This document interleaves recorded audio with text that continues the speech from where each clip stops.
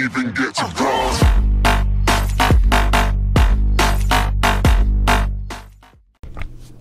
Čaute, moje meno je Discraft a vás vítam pri prvom tutoriáli na program Adobe After Effects. Dneska si ukážeme úplne začiatky s týmto programom, aby ste sa vedeli zorientovať, jak ten program vyzerá, ako si ho nastaviť, aby vám vyhovoval. A pokiaľ zapnete After Effects, zaregistrujete si ho alebo skúšate trial verziu, čiže skúšobnú, tak by sa vám malo otvoriť toto okienko Welcome to Adobe After Effects.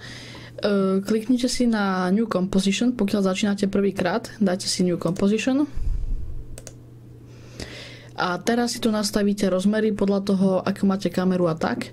Ja mám kameru, ktorá točí vo Full HD s 30 fps-kami, takže dáte si tu rozmery 1920 na 1080, to je rozmer Full HD.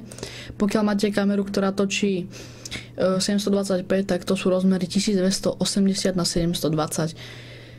Keby nie, tak tu si rovno vyberete už rozmery, ktoré sú tu prednastavené, hej, tuto si to tu môžete celé vybrať, ja tu mám custom, vlastné rozmery. Framerate, tu mám 30, čiže koľko snímkov za sekundu robí tá kamera, ja tu mám 30, hej. To je celkom slušné. A tuto máme štart kompozície, alebo štart našeho videa a koľko to video bude trvať. Ja tu mám nastavenú 1 minútu. To úplne stačí. A background color je farba pozadia, ktorú mám čiernu. Dáme si ešte názov nejaký, čo ja viem, tutorial a stlačíme tlačítko OK. Zapne sa nám niečo takéto, pokiaľ to spustíte prvýkrát, mali by ste mať štandard. Nejak takto by to malo asi vyzerať. A teraz ukážeme si nejak, ako sa zorientovať v tom programe, ako začať. Tu na boku máte okienko s efektami, čiže tu máte napríklad efekty, ktoré ja používam, sú keying, čiže kľúčovanie zeleného plátna alebo akéhokoľvek iného. Tu máte proste akékoľvek efekty v After Effects, ktoré sa dajú doinštalovať cez rôzne pluginy. Ja tu mám napríklad plugin Video Copilot a ďalšie veci zo stránky Video Copilot. Tu máte potom, do toho si nevšímajte, tu máte audio a info. Ja tu mám väčšinou na audio zapnuté, ale je to len na vás, jak si to necháte zapnuté. Čo je tuto dole, to je tu máte všetky projekty alebo videá, ktoré si sem vložíte, sa vám tuto objavia. Tu máte tú časovú líniu. Tu máte potom túto čiaru, ktorá vám určuje dĺžku kompozície, čiže vy si to takto môžete len takto zostrihnúť, že toto je kompozícia, v ktorej chcem robiť, alebo to video, v ktorom chcem robiť. Klikne na toto pravým, Trim Composition to Work Area a vám sa to krásne oreže, to sú také úplne začiatočnícke veci. Tu máte samozrejme to video spustené, jak vyzerá. Tu máte priblíženie, čiže keď dáte fit, sa vám to zaostrí, alebo proste takto vysekne do stredu presne. Tu máte veci, ktoré si vložíte importujete, čo ja viem, dáte file, import, file, alebo normálni ľudia to robia tak, že stlačia klávesovú skratku Ctrl-I, ktorá uľahčuje kopec času. A ja tu mám nejaké projekty, ktoré som si robil v jednom programe Cinema 4D, ale my si tu na pokus môžeme vložiť. Momentálne tu asi nájdem nič a proste takto si sem vkladáte videa a potom si ich vsúvate na tento timeline. Tu máte potom rôzne obrázky, ktoré slúžia, napríklad tento obrázok ja používam, ten je na animovanie alebo na posúvanie efektu. Dá sa to robiť cez track motion, ale ja to robím aj tak. Potom tu máte renderovanie, okno renderingu, ktoré si zapnete aj klávesovou skratkou Ctrl-M. Takto. A teraz tu máte tieto nástroje. Vysvetlíme si nejaké základné, takže myšku, ktorou vyberáte, klikáte efekty a tak. Ruku, ktorou hýbete videom.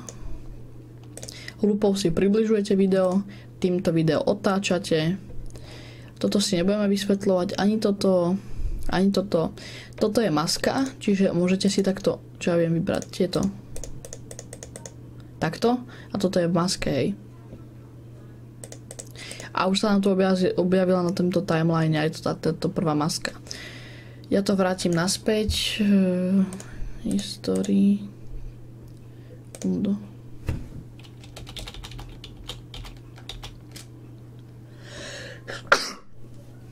Tak, je to odstránené. To si môžeme na delete. Ďalej tu máme tlačítko na pridávanie textu, brush tool, čiže s tým sa dá kresliť, klonovanie, guma. Toto si už vysvetľovať nebudeme teraz, lebo ani ja sám to nepoužívam, takže pre vás to začiatočníkov nebude potrebné. Ďalej tu máme dosť dôležitú vec, a to je okno Windows, ktoré máme aj tuto Workspace, Windows Workspace, a v tomto tu sa dá vybrať, že čo chcete robiť. Tu máte už pripravené rozostavenie týchto okien. Keď napríklad idete robiť efekty, tak sa nám to takto zapne. Tu máte efekty, pripravené na Effect Controls a takéto veci. Proste rýchla práca s efektami, nemusíte si tu presúvať Windows a zapneme si tu Paint a takéto veci. Vyberete si presne, čo potrebujete. Alebo animácia, čiže máte tu motion sketch, Vigilar, smoother a takéto rôzne zaujímavé veci. Ďalej tu máme minimal, to nepoužívam, to je asi iba keď chcete pozerať video. Motion tracking, to je pokiaľ chcete vybrať nejaký objekt, ktorý vám bude efekt nasledovať. Paint je asi na kreslenie. Štandard, to je základné rozostavenie After Effects. A text, text je pre prácu s textom, logicky. Môžete si tu vytvárať vlastné nastavenia a Undocs panel je, že všetky panely sa vám urobia z nich vlastné okná. Ja používam efekt a projekt tak. No a ja myslím, že to je z tohto prvého tutoriálu všetko. Dúfam, že som vám objasnil program After Effects a v ďalšom videu si ukážeme, ako urobiť jednoduchý výstrel zo zbrane realisticky. No a ak som vám týmto videom pomohol, zanechajte like, ak nie, dajte dislike a napíšte, prečo som vám nepomohol a ako by som sa mal zlepšiť. A pre ďalšie videa zanechajte aj odber. To je z tohto videa všetko.